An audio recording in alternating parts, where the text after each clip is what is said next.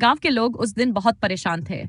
नदी, जो उनकी जिंदगी का एक अहम हिस्सा थी, कई दिनों से ठहरी हुई थी। वह नदी, जिसके किनारे पर गांव बसाया गया था, अब कुछ दिनों से सूखने लगी थी और गांव वाले यह सोचकर बेचैन हो गए थे कि आखिर ऐसा क्यों हो रहा है। यह नदी हमेशा गांव के जीवन का महत्वपूर्ण हिस्सा रही थी। इसके पानी से खेतों को सिंचाई मिलती थी, पशुओं को पीने का पानी मिलता था और गांव के बच्चे इसके किनारे खेला करते थे। नदी की लहरें हमेशा ताजगी से भरी रहती थी और इसका पानी साफ सुथरा हुआ करता था। लेकिन अब नदी की सतह शांत हो गई थी। इसका पानी गंदला हो गया था और लोग चिंता में डूब गए थे। गांव के बुजुर्ग हकीम बाबा हबीब, जो हमेशा गांव वालों के मार्गदर्शक रहे थे, अब चिंतित नजर आ रहे थे।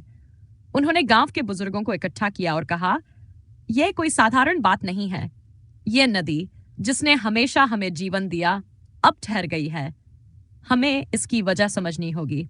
कुछ लोगों का मानना था कि नदी के रास्ते में कोई रुकावट आ गई होगी, जबकि कुछ का कहना था कि प्राकृतिक आपदा की वजह से ऐसा हुआ है। कुछ ने यह भी सोचा कि इंसानों की लापरवाही के कारण प्रकृति का संतुलन बिगड़ गया है।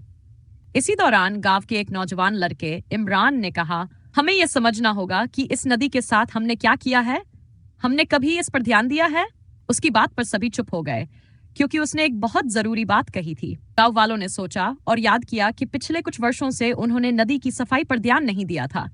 नदी के किनारे के पेड़ काट दिए गए थे और बहुत सारा कचरा भी नदी में फेंक दिया गया था। नदी के रास्ते में मिट्टी और गंदगी जमा हो गई थी, जिससे उसकी धारा रुकने लगी थी।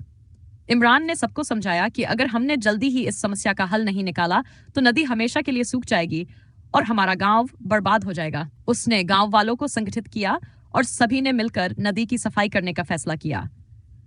एक रात भर की मेहनत के बाद नदी की धारा फिर से बहने लगी। धीरे धीरे नदी अपनी प्राकृतिक अवस्था में लौटने लगी और गांव वाले उन्होंने समझ लिया कि प्रकृति के संसाधनों का सही ढंग से इस्तेमाल करना और उनका संरक्षण करना बेहद जरूरी है। बाबा हबीब ने कहा, यह नदी हमें सिखाती है कि जो कुछ भी हमें प्रकृति से मिला है, उसकी देखभाल करना हमारी जिम्मेदारी है। यह प्रकृति का उपहार है और इसका संतुलन बनाए रखना हमारा कर्तव्य है। उस दिन के बाद गांव वाले हमेशा नदी की सफाई का ध्यान रखने लगे और उसका सम्मान करने लगे।